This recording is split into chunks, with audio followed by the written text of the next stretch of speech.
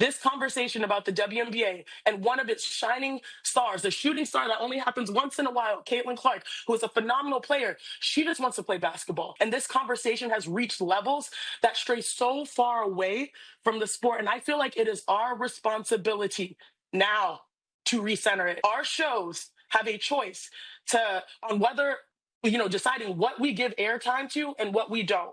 And in my opinion, we should be giving airtime to the beautiful basketball in this 30th season of the WNBA. Beautiful basketball. Beautiful basketball. What league is Shanae Gwumake? What league is she watching? She damn sure can't be watching the pretend basketball in the WNBA, which is perfectly fine because I don't think most people at ESPN are watching the WNBA. If they were, they would be talking about it. And there is a reason that First Take, there is a reason that the overwhelming majority of shows, both in the mainstream media and here on YouTube, there is a reason most of us do not waste our time talking about the make-believe basketball in the WNBA. Those videos do not perform. Like I've told you guys before, the audience drives the topics. If people were interested in hearing about the unbelievably bad basketball in the WNBA, I would talk about it. But people only care about the storylines, the drama. They only care about the manufactured controversy.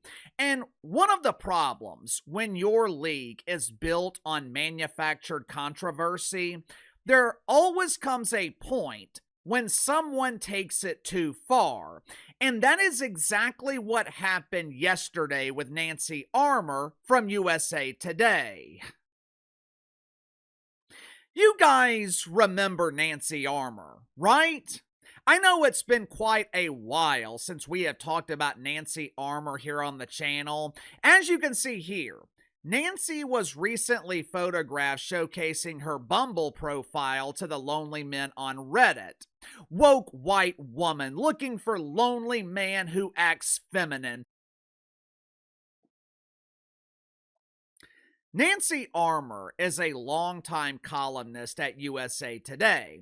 For decades, she has been trying to convince people that pretend basketball is just as good, if not better, than real basketball. She has been trying to convince people that there are real stars in the WNBA. Have you seen these elite athletes in the WNBA? Sherry Swoops, Jane Doe, John Smith. These women are huge stars.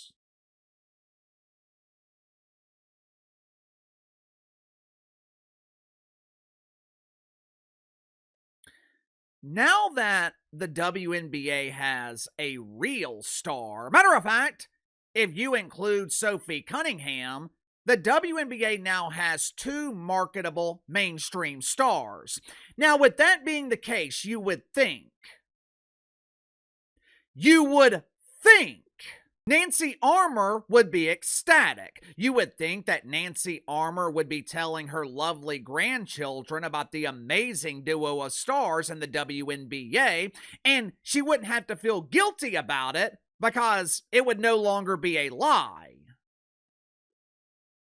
But for some reason, Nancy Armour is doing the complete opposite. This week, she published her latest toxic turd for USA Today. Somehow, even with the stench of this turd being stronger than the boodle breeze that is released daily by the Yentas on The View, somehow, this garbage made it past the editors at USA Today.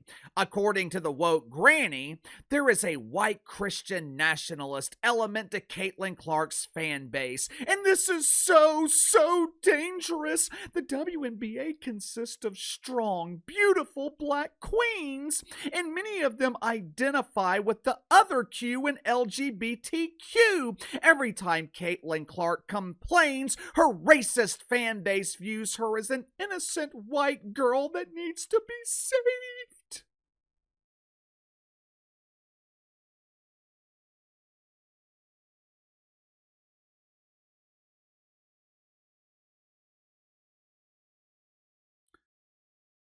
what the hell does that even mean?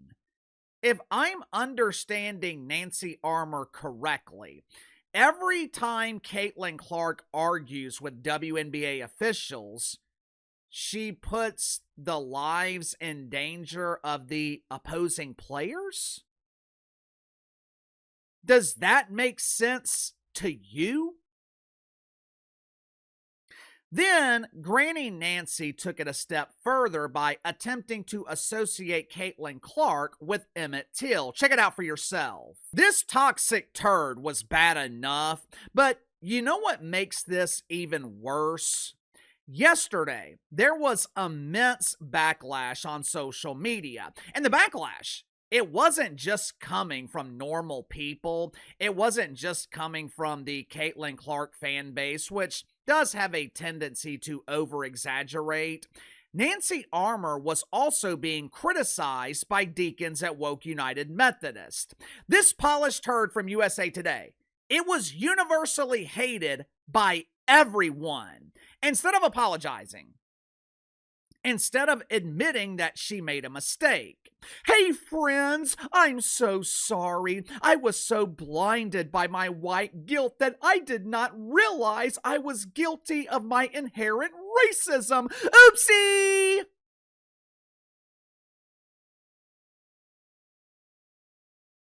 Instead of apologizing, which is what normal people do when they have done something wrong, Nancy Armour decided to put another coat of polish on the turd. Check it out for yourself. These people, and I am specifically talking about woke white women, they are allergic to saying I'm sorry. They are allergic to saying I messed up. They think it is a sign of weakness, when the reality is, no one looks at Nancy Armour as this beacon of strength. Hell, before this article was published, most people had forgotten that she existed. Nancy Armour is a laughingstock. No one takes her seriously. They damn sure don't take USA Today seriously anymore, and this article is one of the reasons why. You see, this is not about Caitlin Clark. The Great White Hope is simply the symbol that they are using. Yes, most in the mainstream media, they don't like Caitlin Clark, but they don't hate her personally. They hate what she represents. For starters, Caitlin Clark is a straight white woman, or as the woke media prefers to call it, she is a cisgender female on the gender binary who is attracted to toxic masculinity. Caitlin Clark is a straight white woman who has taken over a league that the media perceived as belonging to marginalized women in the LGBT community.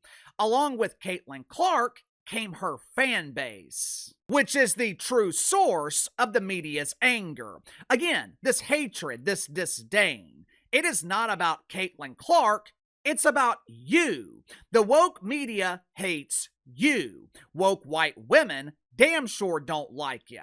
For decades, the media begged us to watch the WNBA. They begged us to fall in love with pretend basketball. But the truth is, it wasn't about embracing the WNBA. It was about embracing what the WNBA has always represented. Communism, wokeism. It was about embracing the message. It was about embracing the victim culture. It was about embracing a league that is the antithesis of what America is. Some are calling for Nancy Armour to be fired. Uncle Casey is not going to do that.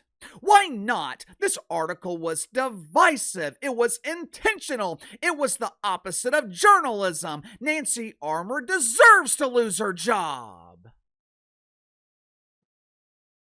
Maybe that's true, maybe it's not. But calling for Nancy Armour to be fired is a complete waste of time, because It ain't gonna happen. Front Office Sports, they reached out to USA Today for a comment. One of the executives at USA Today responded and said, Nancy is a columnist. Her columns are clearly labeled as opinion, asshole. We have updated her column for clarity, and Nancy has addressed the backlash by making it worse. As for USA Today, we will not be commenting on this further. Translation, go away and leave us alone. You know, the media likes to blame Caitlin Clark's fan base. They like to blame creators here on YouTube for no one talking about the actual basketball in the WNBA. But it's not us making everything about race. It's them. There are rumors that Cathy Engelbert, the diva of Dump Divas, or as Kat prefers to call herself, Kat the Commissioner. There are rumors that Cathy Engelbert will either be fired or will be quitting at the end of this season.